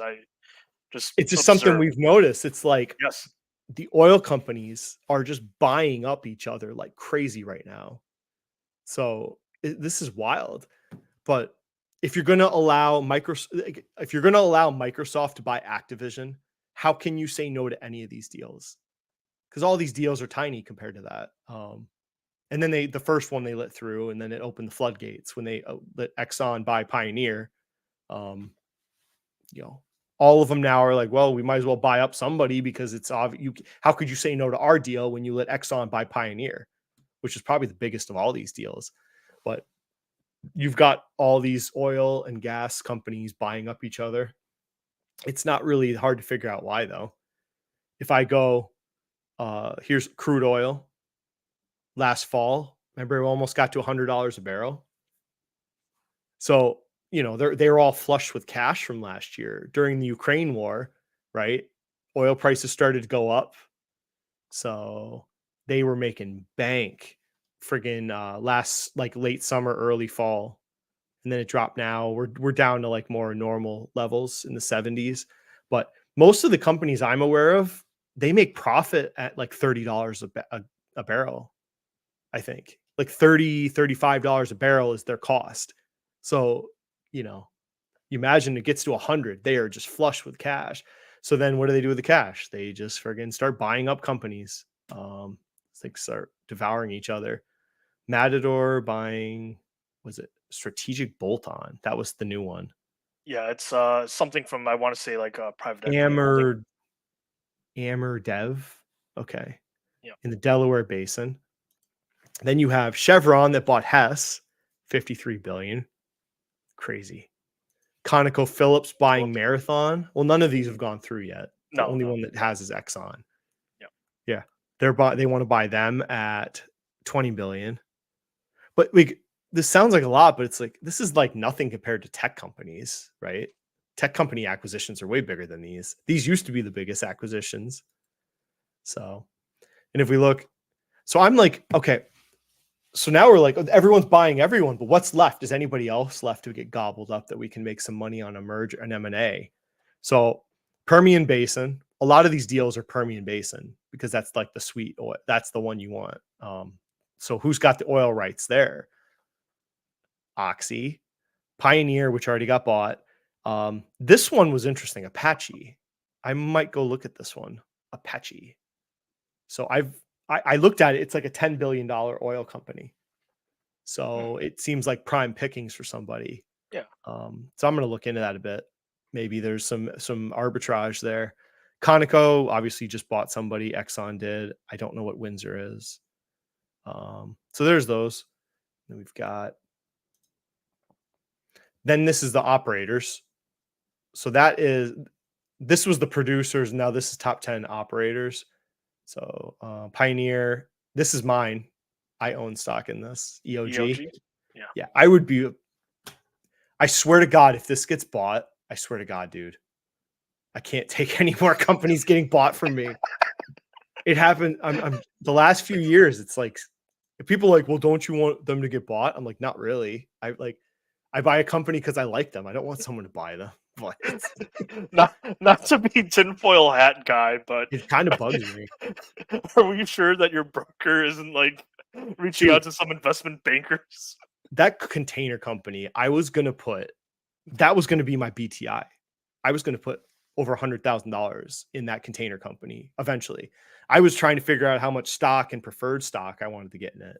I was like all in on Triton. Like I was so excited about that company. Like it seemed such a beautiful cash flow business. And then it got stolen. Fucking taken. I thought that deal sucked. I mean, Same. yeah, it went from what 60 to 90, but I thought the company was worth more than that. Same. And some of the deal was stock, not cash, which pissed me off.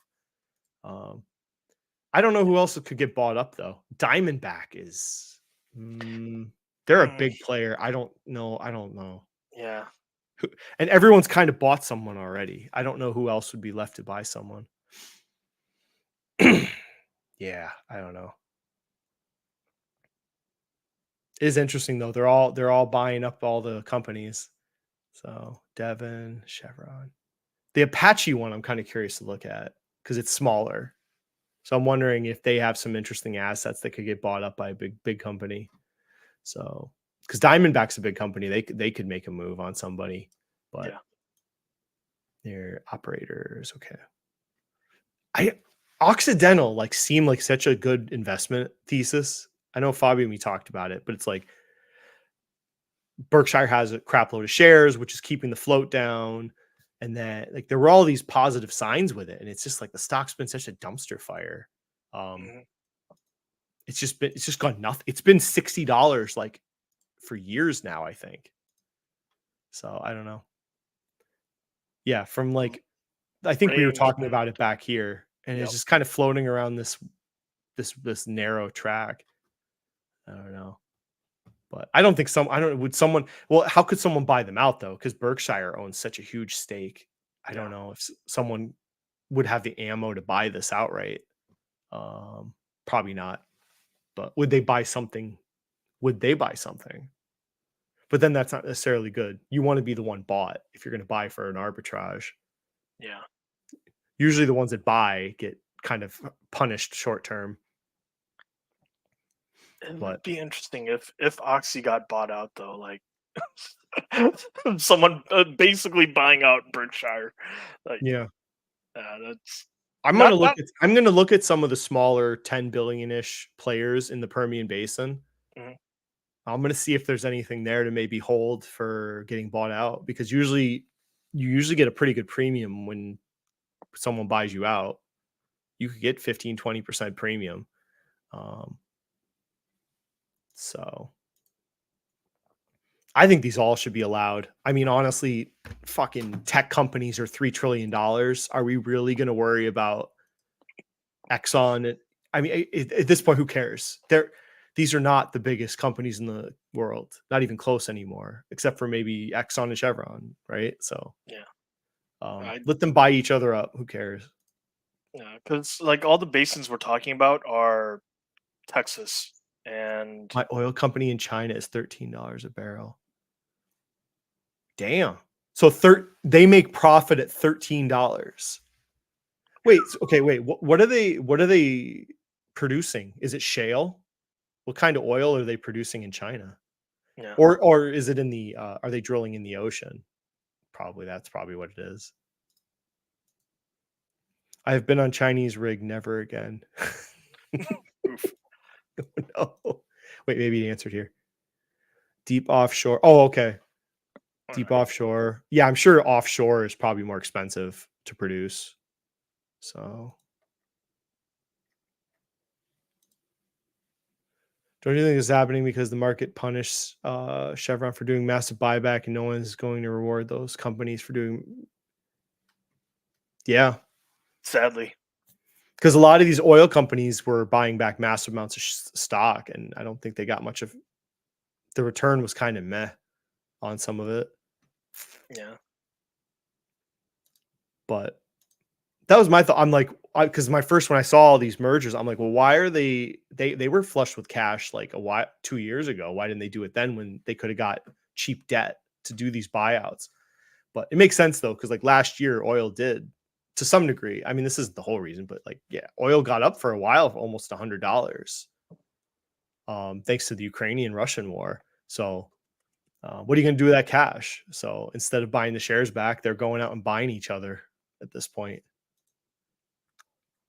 And who knows, maybe like Exxon buying Pioneer just moved them all to just start buying each other. Maybe they were not considering it, and then they saw that deal and they're like, oh, we can't let Exxon get us. We got to freaking get something too. Maybe, let's see, CT. Yeah, what is the next oil arbitrage? That's my question. Coterra Energy. Yep. 20 Over billion. in the Permian and Marcellus. Ooh, okay, wait. Let's look them up. Small market cap, not a degenerate share price.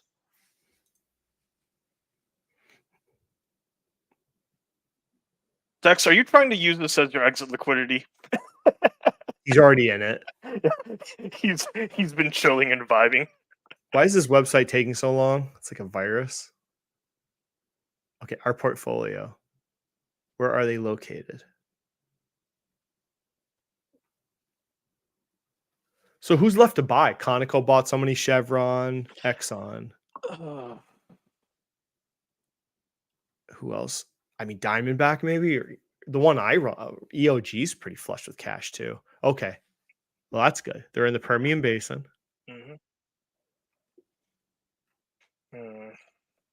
Marcellus Shale. Okay, well, you ain't getting any of this. I'll tell you right now.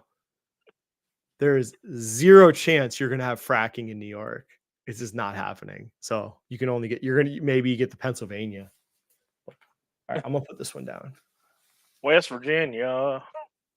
I mean, if they're going to keep buying up little small players, freaking maybe I'll have a fun little arbitrage and try. Apache is the other one I was going to look at. Yep.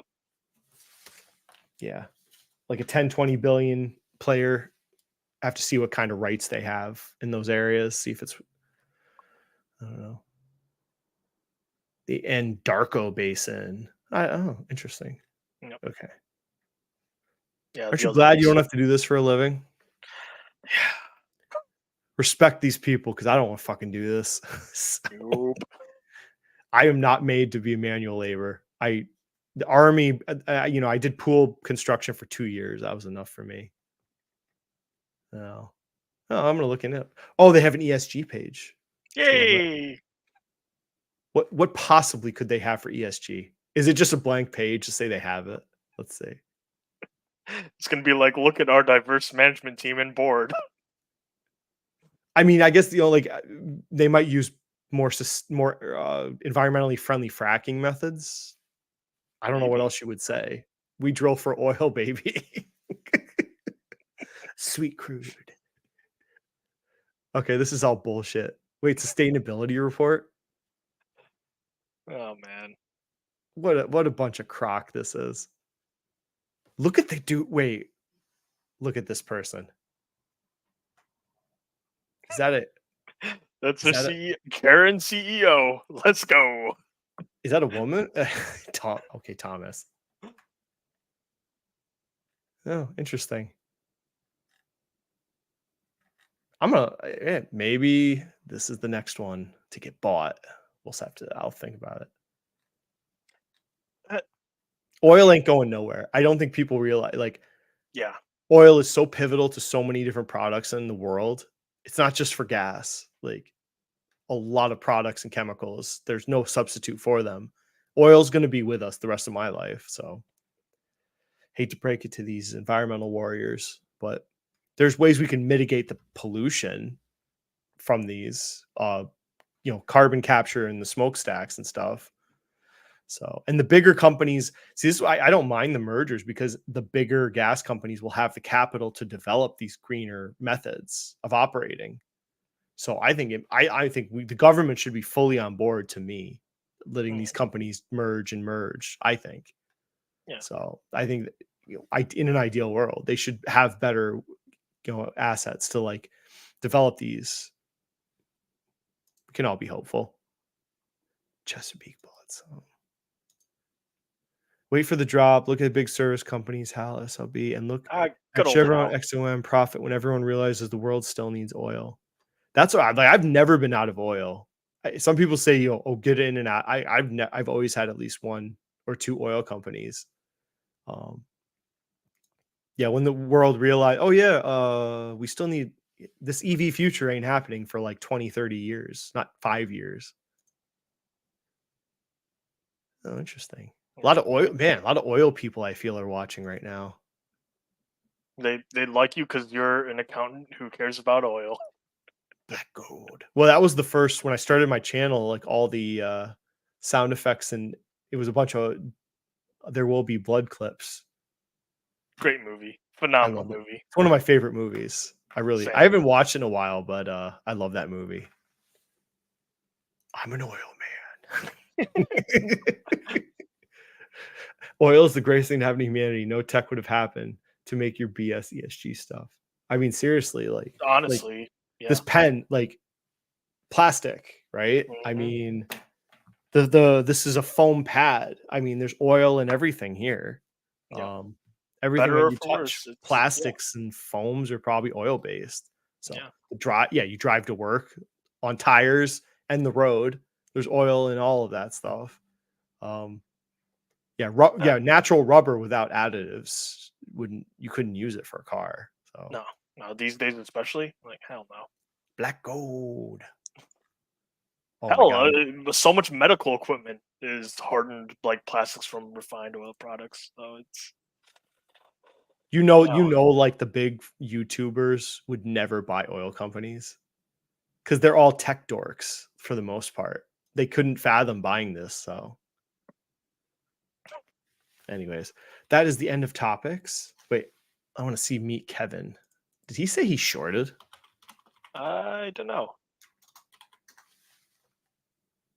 Oh, doesn't he do his live streams on Twitter now? Possibly. Whoa, what the? Did it? Passed. Elon, share vote. Wait, go to CNBC. Did it? I said it was going to pass. I don't think it's going to be. I don't think it's going to be close. So he's clickbaiting. What an asshole. Sad. Yeah. That darn guy. I don't suppose we'll see if him actually showing a short on NVIDIA or something. The other one I forgot, fertilizers. So many fertilizers come from refined oil products. Again, better or for worse. I will leave that to the viewer to decide. But the only shorts I have are these pants. I went 100K deep on short-term calls printed. Congrats to course members. But like we said, okay, he posts his gains, and then when he loses money, he puts it in the private Discord. It's hilarious. So everyone's gonna think he's some trading guru. It's like, well, if you have a fucking 9-to-5 job, you don't have time to do this crap. Like, you got a job. Like you I'm sorry, everyone's a day trader. Everyone's gonna be like, get to friggin' $1 million. I forgot. But it's just nonsense. Oh, Jesus Christ, how many kid photos does he have? I forgot that he has a lot of kids. Every now and again, I guess he doesn't keep post forgetting. much trading on this. It's all in his Discord. Yeah. Wait. Yeah. Gotta pay for the pleasure.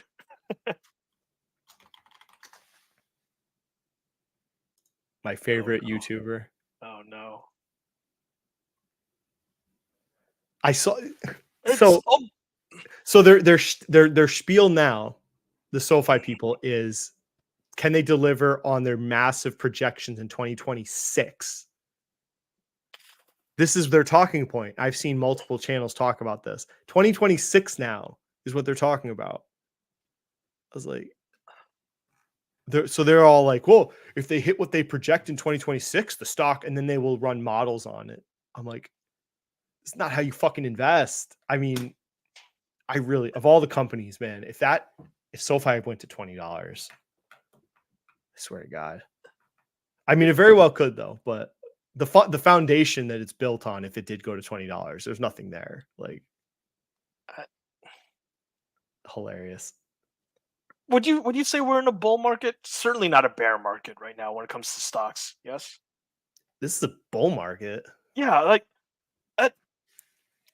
what? It's just been a Who- waste of time for them. I mean, like if I did Like, and we're using fire and flame thumbnails in the middle of this. so if I chart SoFi, Oh God. even mean, if if it you're- goes up, it's a moot point because like you're so far behind. Let's say we just go to SCHG, the OG of growth investing. It's just like how do you recover from this? 3-year performance, you're down 67, SCHG's up 40%. Like you can't recover from this underperformance.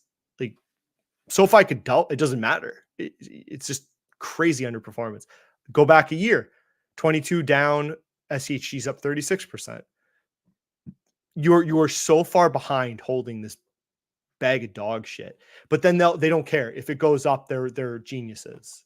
It's like you've lost all that time that it did nothing when the market was in a great bull run, and you could have been just making money. But no.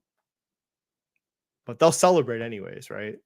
So what? It'll go like there, like, whatever. It's like it's just a waste of time. Oh, God. Fintech is such garbage. Fintech If JPOW actually gave a crap about fintech, he would just do it. There's a reason why they don't care. The big banks don't care. Yeah, it's because it's a non-mover for them. So they'll let all these fintechs figure out how to do stuff, and then he'll come in and just execute it better if he wants.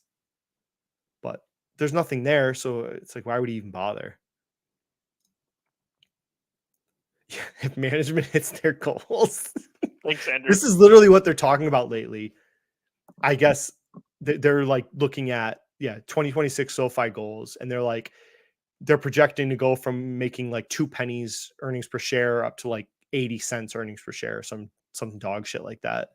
And then they're charting and saying based on that the stock should be like $30 or something. Like this isn't it's not how it works, but okay. Yeah, okay. Because we know Noto is a god, apparently. He doesn't lie, or I mean, it's not like they're grifting. Maybe they are wrong. Maybe they're just wrong. But if unemployment rates keep going up, that's not good for them.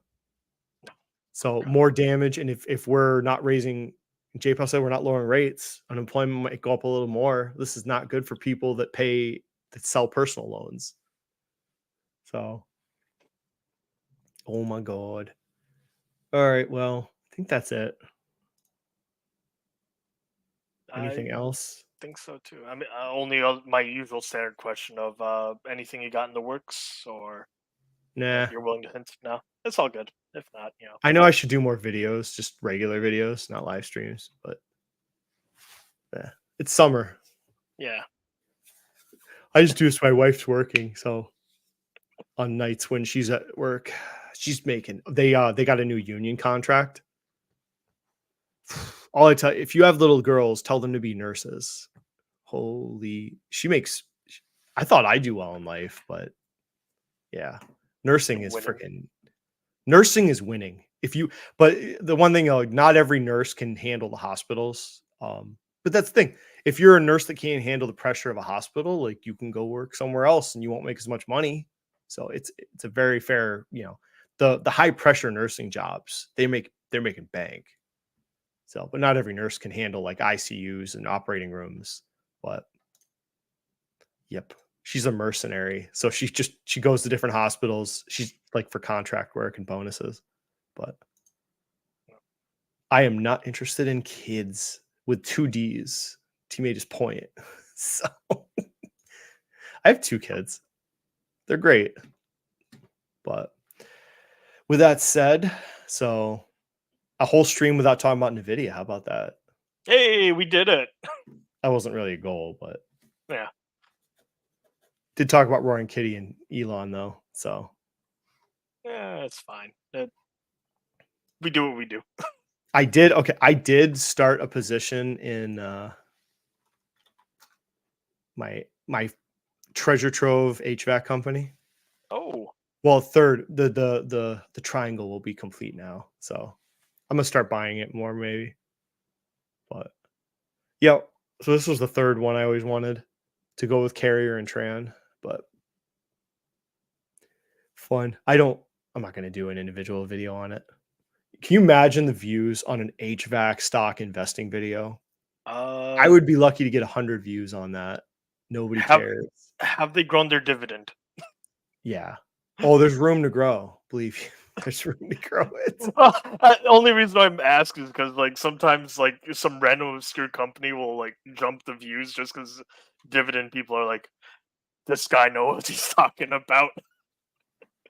This company is beautiful. Why would you ever sell it? I I've seen people buy it and sell it over the last year since I proposed it. And I just like, why would you ever sell this? This company has like the rest of your life. They have a beautiful track with submarines. I don't know. And they could even get bought out someday. Their market cap's so tiny. Like one of the big boys could buy them out. I could see it happening. So I don't know. This is probably my favorite investment of the last like year and a half. So call it what do we call it? A trophy asset? It's just one you like to show people. I I think so. Yeah, just because like it's one of those things where you don't care. Like LVMH probably is a lot of people's trophy asset or like would qualify. Like There's just no one. something about a certain company, you'll look at it and it's like, it's not degenerate. It's a Yeah. beautiful business. It's like, I don't know, something about it just hits you and you're like, if someone says Tesla, I swear to God, I'm gonna ban you, but fucking people. I don't know. Not every company, because some of them you're like, oh, I'm fucking bailing on this thing at some point, but you know. Anyways. Republic Service. Oh, I have, yes. Yes. No. That's a great business. Republic Services, trash business. Oh yeah. How have they been doing? I'm not sure recently. I bought it when I remember looking at it and it was valued at a lower multiple than Waste Management. And I was like, they had I think when I bought it in 2022, I'm like, they're valued less than Waste Management. You go look at their projections of what management's saying, they have better growth projections than Waste Management. I was like, this is the easiest buy I've ever had in my life. And it freaking, I think in the 130s. Yes. Like 120s, 130s. This is when I looked at it. I thought it was a freaking killer buy. So, and I still have the Waste Management, although I'm pretty sure I want to get out of Waste Management, go all into this. But Jeez. Waste Management, though, just bought somebody. So, Yeah. these are others. Congratulations. Like, why would you ever sell these? It's like trash business. Like, there's more trash, more regulation about trash every year. It's like, don't even worry about it. It's like you literally you plug your nose when you buy these, figuratively and literally. I hate the sleep at night term. I sleep at night stock. They don't trade at night. You always sleep well at night. It's not the point. So Yeah, well, I mean, congratulations to you, Crawl and Abram. yeah, what was it? So 130. So it's 30% gain. Okay. Yeah, because Waste Management is around 100 a share. I don't. Yeah. There wasn't There was- anything squirrely. You know, there was one that Kingdom liked, Waste Connection. Oh no, What? poor Kingdom. I don't know. Kingdom, no. Liked Waste Connection. I don't know why. Let's see. Okay. I mean, it's not as good though. The problem was the valuation on it was absurd when he was telling me it was a good business. Like they had good growth, but their valuation was absurd. So it's like I didn't understand why he liked this one so much more than the other two. So I mean, so what would his have gained? because we were talking about it in like 2022. Oh, I mean, so it's not gone up very much.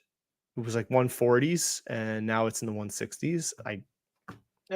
I thought this was the dumbest of the garbage, but this is what he always did, right? You would talk about, I don't know if people here know the Kingdom guy, but you would talk about a business, and instead of debating the business you were talking about, he would just pick the most expensive company that did similar thing to whatever you're talking about and say that's the one to buy. He always did that. And I got annoyed because it'd be like, we're talking about this company. Why are you bringing up this other expensive ass company or whatever? But he would just buy like best in breed growth. He got punished for it too. Kingdom, yes. Like I said, you would talk about whatever company you talk about. He would like go to his whatever software he had and just look for the best chart of some company that does a similar thing, but like the best past 1 year chart. And then he would just say that's the one, even though it could be like an absurd multiple. This thing got up to like a 4. I think the forward P of Waste Connection got up to like 40 for a garbage company. whoa. It went too far. That's why Republic Services was great, because I was like, it was cheaper with better growth, and not a lot better, but better. So I don't know anything about Waste Connection though. I only know the other two. Anyways, goes into the whole energy decarbonization, energy efficient future. All these companies kind of wrap together, right? Yeah, I'd say so. Well, wait, is this where winners keep winning? Yes. Maybe. Yeah. No, Yeah. no. I think It that's is. where It is. we started joking around. I think it was from Kingdom actually, because he would just pick the winners, like, and that is like the carrier again. Like, it was way cheaper than Tran when I bought it, and I think they had just not a better future, but they had the same future as Tran. So I thought that was an easy one too. But Trans performed better than them. So I mean, both were good. But Tran was a much better investment. I think it's up to 300. Yep. Yeah, man. Fucking rock star, this company. This is like yeah. So I'm in it. I again, all these are from like 2022. So a big chunk of mine is in at 130s. So Very it's nice. a good time to get an HVAC. But Very. although the one that kills me, because at the time I was going to get into a manufacturer, so the choice was Lam Research or KLA. I picked KLA because I thought it was a better business. Good, but Lam Research did way better. So it's like KLA doubles, but I feel like a shithead because Lam Research like 3-4x at the same time. But the China exposure, who cared? It didn't matter. That, and I know that was the worry, but it didn't affect them really. Kale's here. Good old Kale. Well, we're just wrapping up. There's literally, I don't know what else to talk about, but other than that, I bought some HVAC, and I want to look at those oil companies. Same. I'm sick of talking about like certain, I don't know. I'm ready for a new stock adventure. So No, something what do you mean? Like, I just like, sometimes people talk about the same stocks over and over and over again. And I'm just like, speculating has to be fun to some degree. I mean, mostly being index, it's like the speculation part, it's got to be interesting. I'm not reading some company's 10Q if I don't care for it. Like private equity, I'd rather rip my hair. Like, I deal with finances all day. I don't want to read. Not interested in private equities, but yeah, I think I know where you're coming from, and I feel a little guilty, and I didn't mean for it to get to that point. How the fuck? Okay. Yeah, how did they? I don't know. GoDaddy got into the freaking S&P 500. GoDaddy. I don't understand. I was shocked that this even existed anymore. I thought someone just bought them or they went bankrupt. It's in the S&P 500 now. What the? Wait. So now what's Palantir is bigger than them, right? Market Yeah. cap, I think so. Yeah. So how do you not? Well, Palantir doesn't have the track record of profitability yet. I think that That's- was Yeah. one of the, Well, people forget like the S&P 500 is market cap weighting, but not necessarily when people say, oh, it's the 500 biggest companies in America. They are not correct. It is not necessarily the biggest 500 companies in America. There is a selection criteria beyond just market cap weighting for the S&P. So, I mean, for the most part, they're right. You know, like 99% right. It's like, but like 1% you're wrong, actually. So there are larger companies because they do have considerations beyond market cap. Like you have like for the criteria. yep, But it's kind of a excellent. voodoo show deciding who gets in the S&P 500. Back room with cigars and whiskey. It is like, or that's the Dow. No, that's the Dow more. The Dow is like, go look at anyway here. Go look at how companies are decided, like what companies get put in the Dow. Have fun figuring that out. It's like this backroom dealing shit. Like, and the criteria they use makes no sense because it's from like 200 years old. Freaking stonemason meetings or something. So, because it like stock price matters to the Dow. The stock price, like the actual dollars per share, matters.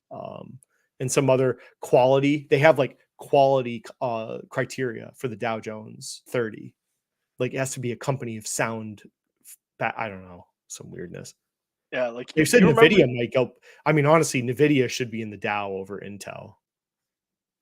100% at this point. I don't see how you could argue that.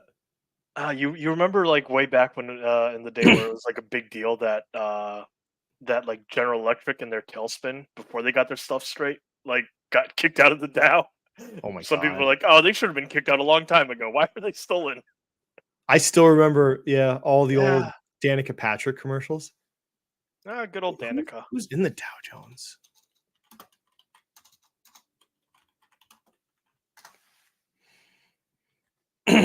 Wait, I gotta put companies, right? How many do you think you could name? Oh, I have no clue. I could probably name about 10 or 15, I think. Yeah, this will show that I'm a clown because Microsoft, Apple, Amazon, yep. JP, yeah. Yeah. Home Depot, I know is in there. Okay, Johnson, yep. Merck. Yep. Yeah, I knew all. Yeah, none of these surprised me. Yeah. American Express, Caterpillar. IBM. Yeah, I mean they've been doing well lately. Yeah. Yeah, Intel. This is the one, man. I would boot that shit. Oh my. No. Okay, right here. Right here. Oh, where we go. Those ones in particular. Intel, Boeing, and 3M. You're right with Dow staying in there? I mean, it's the Dow Jones. Kind of leave it in there. It's kind of fitting. Yeah, it is. I'm okay with it.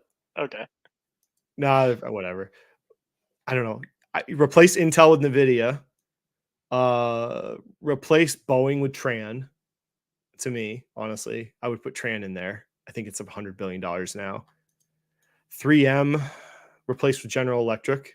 Although General Electric, I think, was in this. Then they booted them. Mm-hmm. So I don't know if they want to put them back in. But Dan, what do you think of SOX ETF for semis? Wait, I heard of this one. Yes. I'm unsure how the price has been as of late, but oh, it's a BlackRock product, so garbage. No.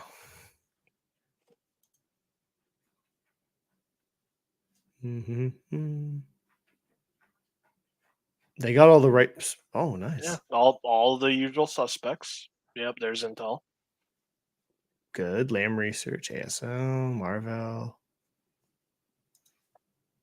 The one thing that so some of these semi, there's only a handful of semi ETFs that are out there because some of them will have like 40 holdings and then some will have like 60. And you're like, why does it have 60? It's like, well, they bring in like telecom companies to fill out the full portfolio because there's not that many companies. If you're making like a real semiconductor ETF, if you stick to that criteria, there's probably only 30 companies to put in it. So sometimes they want to put more than that. Then they add like all these like random things that you didn't even want. That's the only thing with these types of specialized ETF products that you have to watch for. This one seems pretty dead on though. I don't see any waste. Yeah, I thought I'd looked at one that was. I mean, really, this is like an Accor satellite. So like this is a great satellite holding. To just buy like one of the semi ETFs. It just gives you extra exposure because it just gives you that additional exposure to these companies. And the future's here, you could argue. There was one I looked at. I think it was this one. It's just the matter. This is the Invesco semiconductor, and the one that the SOXX is the BlackRock. But I think they're the pretty similar investment thesis.